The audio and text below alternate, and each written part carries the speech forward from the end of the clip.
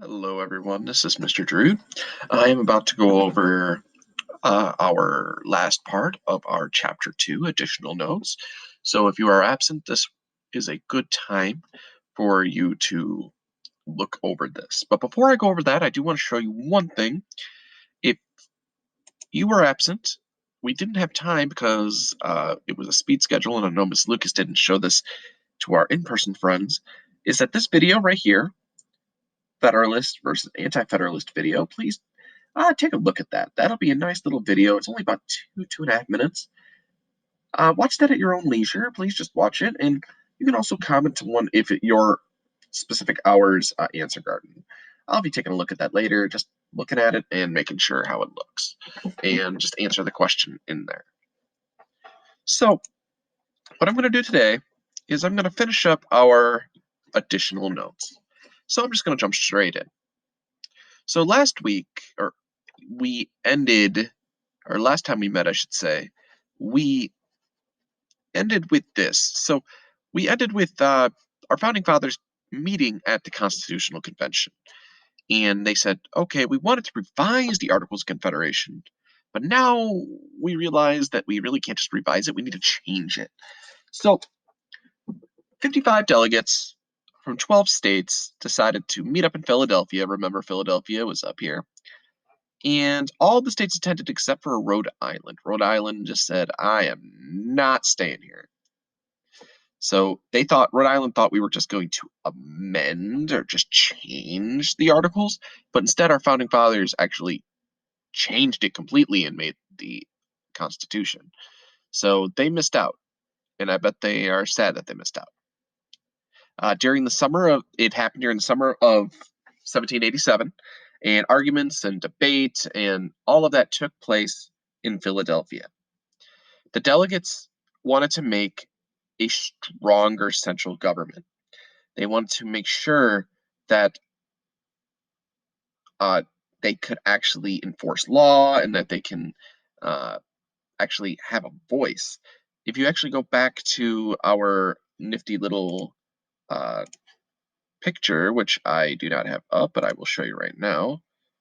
If you want to know where it is, it's in the past assignments folder. It is in the chapter 1 folder, and it's down here, right here. And if you remember this picture, we were a confederacy. We looked like this. The big local governments of the states had all the power telling the central government what to do.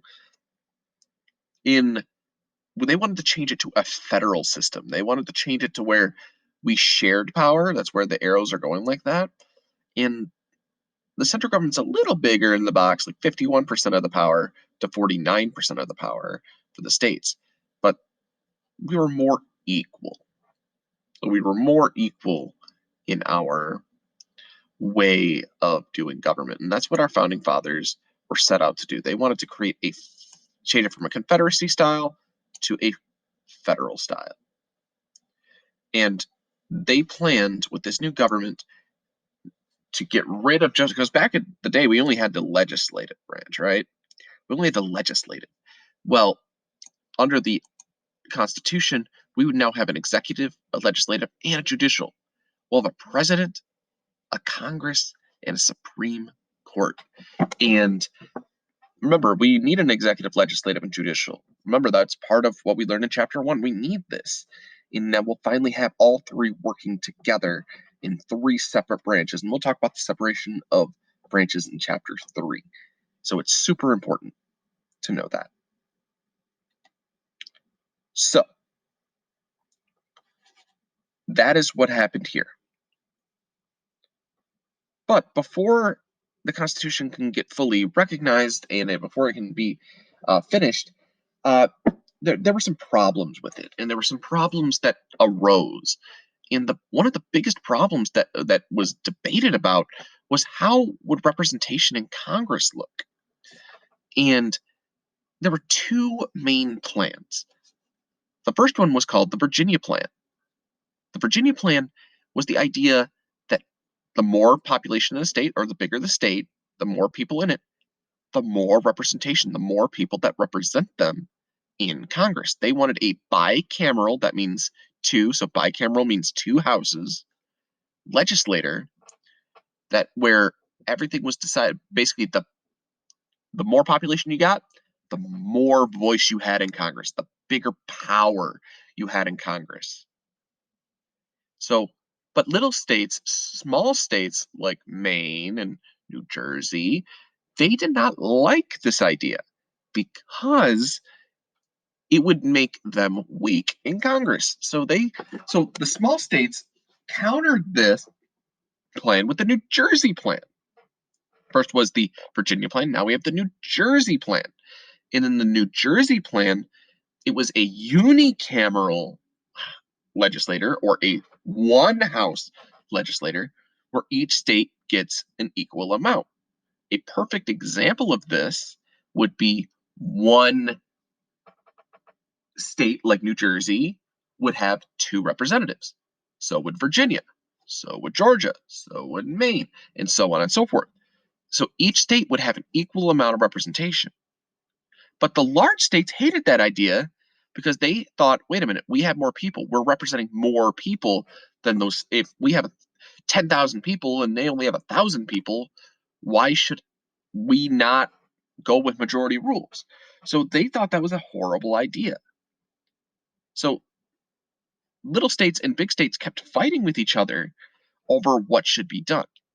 Well, the state of Connecticut came up with a good compromise, and it was known as two things: the Connecticut Compromise, which is the lesser name, or the Great Compromise because of how great it was. So what they basically did is they just put the two ideas together. They decided it would be a two-house legislature, so a bicameral Congress that has a Senate and a House of Representatives. In one house, the Senate would be based on equality. Each state gets the equal amount of representatives in Congress and in the Senate. So two two representatives per state. And then the other was the House of Representatives, and they determined how many representatives they get by the population of the individual states. So the more population a state has, the more people they'll have. The less population they have, well, that means that they get less say. Now, in today's numbers, these are today's numbers. Back in the day, they were a little bit smaller. In the Senate, because we have two representatives per state, that means we have 50 states. 2 times 50 equals 100, so that we have 100 total senators. So senators, we have 100 total senators, 2 per state. However, our representatives in the House of Representatives, it's based on population. So each state has a different, and we have 435 different representatives across the United States. In Michigan, we have about 14. We have 14. In California, I think they have 55. I could be wrong. I think they have like 55 or 50, something like that. They have like a crazy amount. So the bigger the population of a state, the more people they'll have. Now, we'll learn more about this in our Congress, but we are capped at 435, and we will discuss more of that later on. So the first major debate has been solved through the Great Compromise, but there's more debates. As you'll learn throughout history and throughout all the social studies, the North and the South always argued with each other from the very beginning. And it started even before we even got a constitution. So the North had a lot of people, and they had a lot of industry. They had a lot of factories. They had a lot of business. So that's how they primarily did stuff. And that made them richer. They made them very prosperous. But in the South, they were more poor, except for a select few people. And these states were primarily farming. And the big issue was the North, because that's where most of the population was and where most of the influence was, the South had more of a minority in Congress. And the South really was upset about this. So they did a few things to try to sway this to make it more equal for them. So first thing they did is that they said, we want trade and business to be more fair for us, just like it is for the North. And the North thought everything was fine. but the South disagreed. So eventually they had a compromise. It was called the Commerce and Slave Trade Compromise. And this really helped all the states, but it really helped the South. First off, Congress put a tariff in place, which is a type of tax, if you learned from econ, it's tax on goods that are coming into the country, but not ones that are going out. So that means if we were getting goods from, let's say, Europe, those goods would cost more here in the United States. The goal of that is that items, it's the whole point of it is to get people to buy stuff that is from home. So more American made goods. So they say, oh, if I'm going to get a, let's say, tobacco, there's some from the uh, Europe, and then there's some from Virginia. Oh, I'm going to buy the uh, tobacco that's cheaper to me because the American tobacco would be a little bit cheaper because there's not that tax on it. The tax did not affect exports, so goods going out, and it didn't affect the people at home. It only affected goods coming into the country. So that gave a lot of money, not only money, but also gave more business to the South because they had a lot of textiles due to cotton and the slave trades. And that's slavery is one of those hot button topics that will continue coming up and over and over and over again throughout our history. Now, Congress also said they wouldn't stop the slave trade. So they would not stop the slave trade from coming into the country until 1808, which they did stop at around 1808, preventing new slaves from Africa to come. Now, slavery was still around until the 1860s, but we stopped it in 1808. But it's still, they said, we are not going to immediately stop it because that would have made the South mad and that would have probably caused some issues economically for them. So they said, okay, we're going to keep the slave trade until 1808. One thing you need to know is that we aren't always perfect when it comes to slaves and the way we treat people sometimes. And you'll learn that coming up here. The next section here is the debate. There's a debate on how slaves should be counted. The North, like I said before, had more of a population. There was more people in the North than there were in the South. In free people, I should say. And what happened was is that the count would not count slaves. Well, the South said, no, we want to count our slaves. As weird as that may sound, even though they didn't really think the South, many Southerners didn't believe slaves were uh, people, but they were like, no, you're going to count our slaves. You're going to count them. And the reason why the South wanted that is because it would boost their numbers, boost their population up, thus giving them more representation in Congress.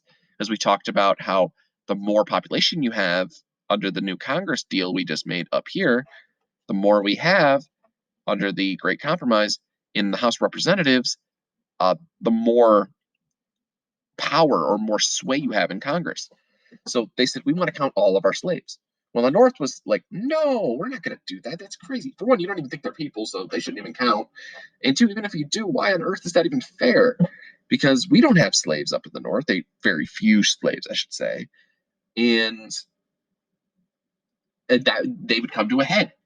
The two sides, the North and the South, would again butt heads. Well, eventually we get the 3/5 compromise. Because in order for the Constitution to get passed, they had to allow some slaves being counted. So what they said, for every 5 slaves you own, so if I had 5 slaves, 3 of them would be counted towards our total population in the state. So it didn't give them all the power that the South wanted, but it gave them enough.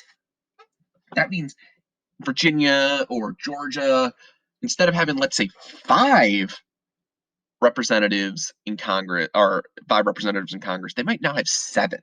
Because those slaves gave them a little bit of boost. So that means they have a little more sway, they have a little more clout in Congress. So again, it's sad, but that's what happened with the 3/5 compromise. Now, the Constitution is almost ready. They did all this debating, people were arguing, but now there was the argument of, wait, is there too much power to the Constitution? Well, the two main parties at the time, the Federalists and the Anti-Federalists, had different opinions. The Federalists said, "No, the Constitution's fine. We think it's perfect the way it is. It should stay that way. The states will give people the rights. That's hunky dory, and the central government needed to be stronger. So we support a strong central government." But the Anti-Federalists said, "No, the Constitution isn't perfect." Not that they were 100% against it. They were against it partially. They really wanted the Articles of Confederation, but they knew that they couldn't keep it. But they thought that it gave too much power to the federal government. They wanted more state power. So again, they were sitting here going, "We will not pass this Constitution unless you do one thing for us." And Thomas Jefferson put it forward that a Bill of Rights would be added to the Constitution to guarantee not only the individual people, but the states had rights. And the Federalists thought that wasn't necessary, but the Anti-Federalists wouldn't budge. And the one thing about the Anti-Federalists that they had is that they realized that the states would not pass this new Constitution unless we had a Bill of Rights. So finally, in June 1788, the Constitution was finally ratified, and we finally got the Constitution ready to go, and it was finally agreed upon that we'll have it. But the only reason why it passed is because they made a promise that a Bill of Rights would be added. Even though it wasn't added quite yet, they said, okay, we're gonna add it. And you might say, well, they didn't put it in, so how do they know that they were going to keep their promise? Well, they would have rioted. They would have actually taken down the government, because if 9 states out of 13 of them started arguing and fighting, they would have taken over the current government. And remember, the Articles of Confederation was weak at the time, and they'll take down a government because it was still brand new. And the Bill of Rights would get passed, and the Bill of Rights, and we'll learn more about this in Chapter 3, it is the first 10 amendments to the Constitution. An amendment is a change or a revision to the Constitution, and that this was passed in 1791. And those are our amendments that we always turn to, like freedom of speech, right to bear arms, I have a right to a lawyer. That's all because of these 10 amendments. And again, we'll learn about that later.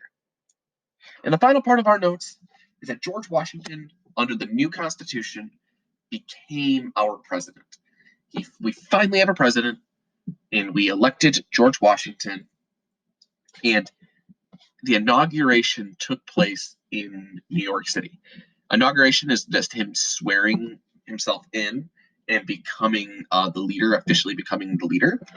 And he did this in New York City, which was the temporary capital until we figured out where the new capital would be, because this was never going to be the full capital. They started arguing and figuring out, and eventually we would get Washington, D.C.